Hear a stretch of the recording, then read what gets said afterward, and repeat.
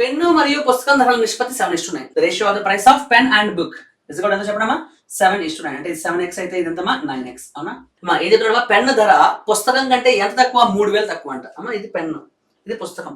ఎంత తక్కువ 7x 9x అంటే ఎంత తక్కువ 2x. అవునా ఈ 2x ఇస్ కూడా how much she give what is the చూడమా ప్రైస్ 3,000. అవునా అంటే దీని వాల్యూ ఎంత అంటే 3,000. Okay right. అయితే నేను పుస్తకం ధర ఎంత. అవునా what is the price of book, book యొక్క ప్రైస్ ఎంత.